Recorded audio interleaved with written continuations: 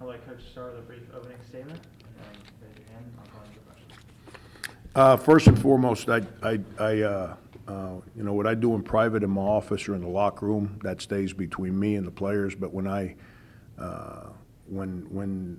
do something in public that I shouldn't do, it's important for me to apologize publicly too. I berated Jaden Jinga in that first half today, and I shouldn't have done that. He's too good a kid, and but we're in a difficult time as a team right now because we're fighting for an identity.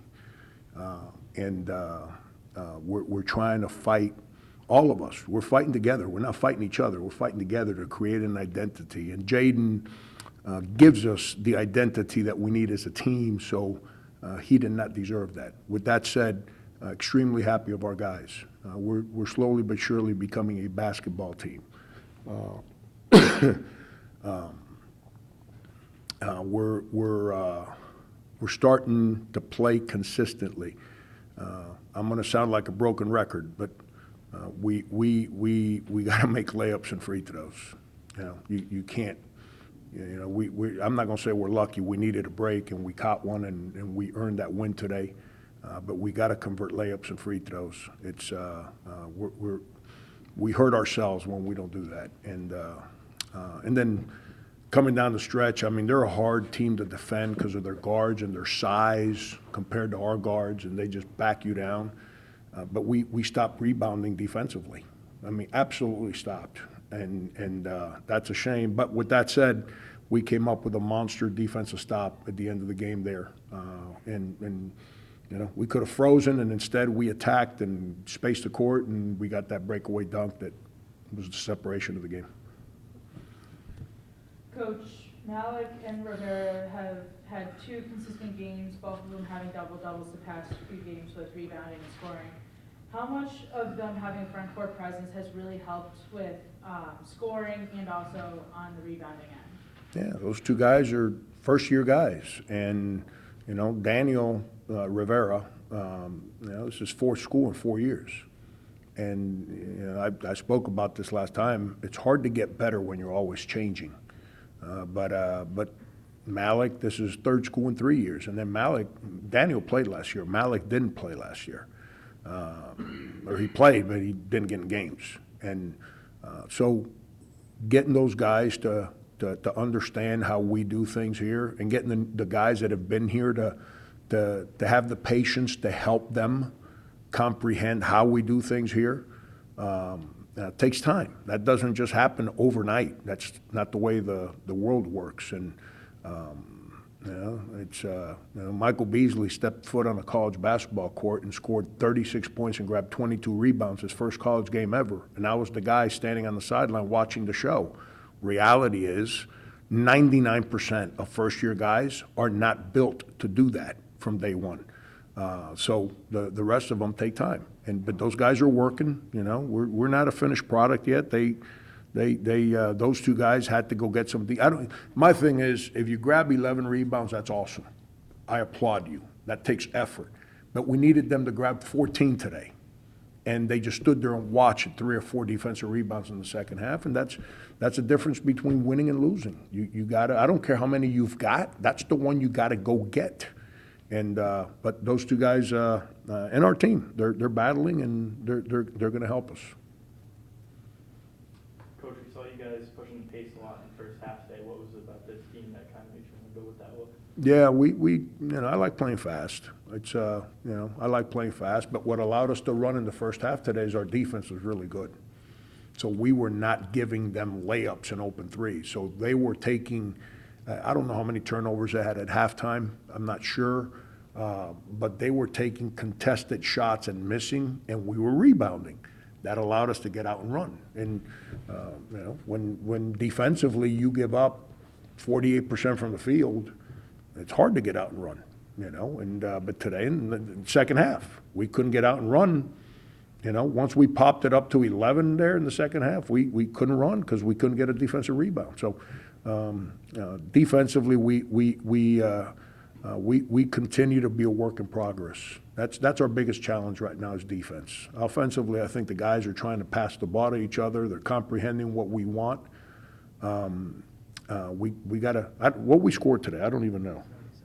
77, we missed 12 more free throws and couldn't convert numerous layups. And we do that, we're scoring 90. And you know, so we just gotta keep working and keep worried about getting better, which is the only thing that matters.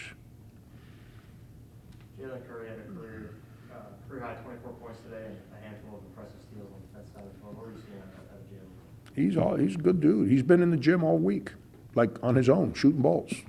Like, you know, because final exams are kind of spread out, and so he's got time during the day where he can just go in the gym and shoot balls, and I'm proud of him. His free throw, he's a real good free throw shooter. Like, but, you know, I'm gonna use a word here, and I don't mean this negatively. He's a baby. I don't mean baby because he pouts and moans. I mean, he graduated from high school at age 17. He's younger than a lot of college freshmen are, you know, and so he's a battler. He's a good kid. He's growing.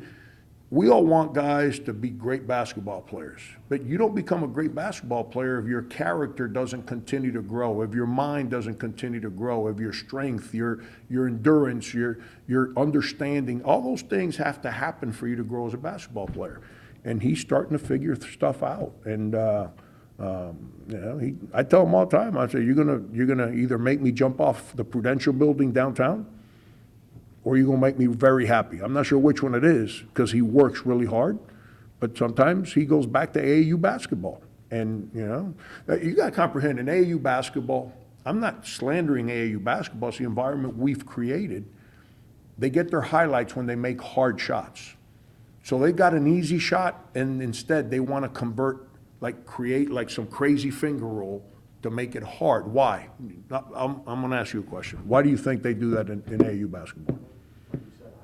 Yeah, because that gets on social media. The guy that makes the simple point-to-wing pass, nobody puts that on video. The guy rotates defensively and gets a stop, nobody puts that on video. Now, some guy takes some 37 double dribble between the legs, triple step back three with three guys on him. They put that on social media, and so if I'm a 15-year-old, that's what I want. I don't want to do the play nobody pays attention to. So, you know, we're trying to get him away from that, and he's grown. He doesn't fight it. He's learning. So I'm happy for him, because he had a hard matchup today defensively. That kid number 3 for them is really good. He had a hard matchup. You get 2 double-digit leads, they cut them back. Mm-hmm. They tie the game with about a little under 2 minutes to go. 3 weeks ago, might your team not have survived those? And do you feel like they are progressing, that they can take, that they're starting to be able to take that punch and respond? Absolutely. It's I'm not into comparing Team A and Team B. That's not what I'm doing here. But last year we had some close games, and we won some of those close games. It gave that team confidence as we went through the year. Well, this year we've had some close games against. I'm not trying to justify losing. Believe me, no one's a more miserable human being to be around when you lose than me, okay? We've played some teams that are really good. They're gonna win their leagues, that have all their players back for 3 and 4 years. That means that those teams have a character early in the year that's already in place. While you're searching for that character, you gotta figure out a way to win so you can gain confidence in what you're doing, because 90% of us have brand-new players. And unfortunately, we lost some of those close games this year. And it didn't make us doubt in each other, but it made us like, God, are we good enough to win? And that's what happens, and that's why you gotta fight losing. Losing's the cancer of sports, and you gotta put chemo on that thing right away and burn it. Because if not, your locker room comes apart. And that's all I've been preaching to these guys is, you know, this stretch of games that we've been in, don't pay attention to the public. Public's gonna tell you that we stink and we're awful and all this stuff. Don't pay attention to that nonsense. You gotta stay together. This is good for us. This is gonna teach us how to learn how to trust and depend on each other. Stay the course, stay the course. To their credit, that's what they've been doing. And that's why that win was good for us today. You know, You know, we've lost 2 at home. We've lost 2 at home. That's enough. There's a Detroit, Philadelphia final. It's, Is that hockey? might be. 6-4, I mean, it can't be baseball. Just wanted you to know the score of whatever game you're getting alerted on. But these guys have buckled in. And believe me, it's getting to a place of trust. It's hard, man. People think that just happens just because you show up. Like, that's hard. There's some uncomfortable moments, and we've been through it. But instead of blaming, we've been forced to understand each other and try to galvanize our team. And that's as coaches, that's all we've been preaching. That don't mean we go in there and we hug them and high five them every day. Now, there's some difficult moments sometimes. But they're starting to come together. And I hope this win today helps us take a step forward in trusting. And the reason I say trusting is because we really, really tried to defend today. I thought our fight defensively today is the best we've been all year. Now, we stopped rebounding, which hurt us. In the first half, Rasul picks up his, second foul with 3:30 to go. We're up 15, I want to say. And we finished the first half like second graders, which is a challenge for us right now. We play the score. We got guys that are just, you play well and they think they can take a play off or they take a bad shot and gives the other team life. We're not there yet. We got to keep working there. Coach, Daniel Rivera, career high 8 blocks. How much has Rivera stepped up, especially since he was sporting with the triple-double tonight, which if he had it would have been the first one since 2008. How much would that have been helpful, especially with the absence of Hank and Stanford still recovering with the hand injury? It was huge. Then we couldn't get our centers to defend the rim. And that's the way we defend. Our fives are the ones responsible for those dribble drives from the top. And they wouldn't do it. And so somebody had to protect the rim, and thank God he went in there and protected the rim. But the problem is now, if he's jumping up to block a shot or protecting the rim, then who's rebounding on the backside? Nobody did. And that's what hurt us in the second half. Them in the second half, they were trying to drive us baseline in the first half, and we took that away. In the second half, they said, don't do that. Just drive it down the middle. And they ran ball screens, actions to kind of open us and try to drive us. And when they were driving, our bigs would not protect the rim, which then now negates Rivera grabbing the backside rebound. So then he started protecting the rim. Then our bigs have to grab the backside rebound. They wouldn't do it. And neither did Jinge, neither did Rasul, no one else did. So credit Daniel for protecting the rim, which is something he was really good at last year at Bryant. But someone else has to get a defensive rebound. And we didn't do that today. Final question for Coach? Coach, 5 players in double figures tonight. Just speak on the balanced scoring attack tonight. That's how I like the game played. I don't like, that means when you have one guy with a lot of points, a lot of shot attempts, that means the ball's in one person's hands the whole time. And I as a guy that's taken pride for 40 years on defending, the easiest team to defend is the one that you know where the ball's at. And you know where the good player is at with the ball. That doesn't mean it makes your job easy. It's the easiest team to defend. Hard team to defend is when that ball doesn't stop and you don't know where the shot's coming from.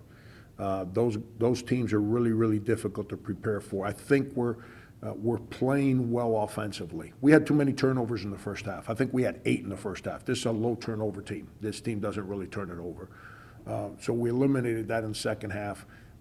Our spacing's pretty good. We got to get better in our physicality when we post. We're letting people get around us. So we're trying to throw it in there. Now people getting around. The guy posting, it's his job to keep the guy on his back. But that's, when I see that, it reinforces to me that we're playing the game the right way offensively. Brian Steele, who's the young guy in my office, who's he's learned, that's the great thing about hiring Matt Figger, is that he grabs Brian Steele, because Matt coached Brian in South Carolina, is he grabs Brian every day and says, stop taking analytics to Frank. You're going to put him in a bad mood. And so Brian has stopped. And I was talking with him because it was his scout. get ready for this game. I said, Brian, we're playing good offense, man. He said, Frank, we're averaging 1 point less than last year's team. But we can't make free throws and we don't make layups. And I said, we'd have more wins and we'd have a lot more points if we made free throws and layups, which tells me that the ball's moving and the right guys are getting shots. We got to get Rasul going. I was happy to see him be aggressive in the first half, go get some layups and stuff. Then he gets in foul trouble and he kind of lost the aggression of the game. We've got to get Rasul going. Rasul's in a good space. He kind of went off the tracks on me a little bit because his ball wasn't going in. He's back in a real good space again. So we need to get him going offensively because he can be really good for us. I know you haven't done a deep dive yet, but what do you know about Arizona State? I know they got really good players. The top 7 or 8 guys are really, really talented. I know they were getting ready to break the top 25 this weekend, but they got beat by Florida, who's top 5 good in the country. I've known the Hurley family since the 80s. In my lifetime, they're the first family of basketball. When you look at what Coach Hurley's done, who he is and what he's meant to this game, you look at what Bobby did, winning national championships as a player, winning at Buffalo and then flipping Arizona State and making them nationally relevant. And then obviously Danny down the block here, what he's done in his career, high school, Rhodey, Wagner, Rhodey, and then obviously now at UConn. We're going to play a really, really talented team. Their top 7 guys are like high profile guys.